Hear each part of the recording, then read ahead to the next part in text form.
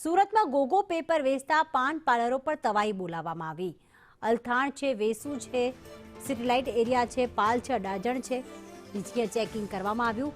એસઓજીએ અલગ અલગ પાન પાર્લરમાં ચેકિંગ કરી અને ગોગો પેપર વેચતા જે પણ દુકાનદારો હતા તેમની માફી મંગાવી હતી અને ઉઠક બેઠક કરાવી હતી। ફરીથી ભૂલ નહીં થાય તેવા પોલીસે શપથ પણ લેવડાવ્યા।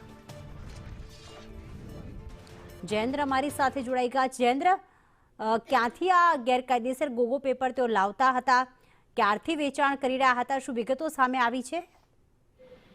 जी बिल्कुल, જે રીતે વાત કરવામાં આવી કે સુરત શહેરમાં છેલ્લા 5 નવજણ સ્થિતિની અભિયાન ચલાવવામાં આવ્યું છે। તો ખાસ કરીને આ વખતે નાયબ મુખ્યમંત્રી જે સરકારે આહવાન કર્યું હતું કે નાના પેટર્નો પકડવામાં આવ્યો, પરંતુ ખાસ કરીને સ્કૂલ કોલોની આજુબાજુ જે પાનના ગલ્લાઓ ચાલી રહ્યા છે, પાનના ગલ્લાઓમાં જે છે સુરત એસઓજી પોલીસ દ્વારા એક સર્ચ ઓપરેશન હાથ ધરવામાં આવ્યું હતું। ગતરોજ તે પાનના ગલ્લાઓમાં ત્યાં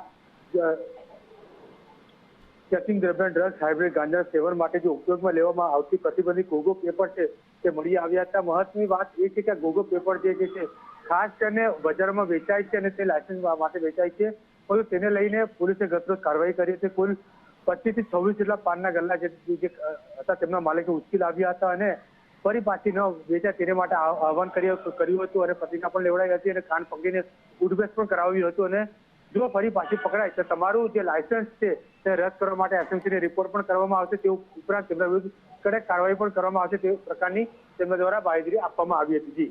આભાર તમામ વિગતો માટે જયેન્દ્ર।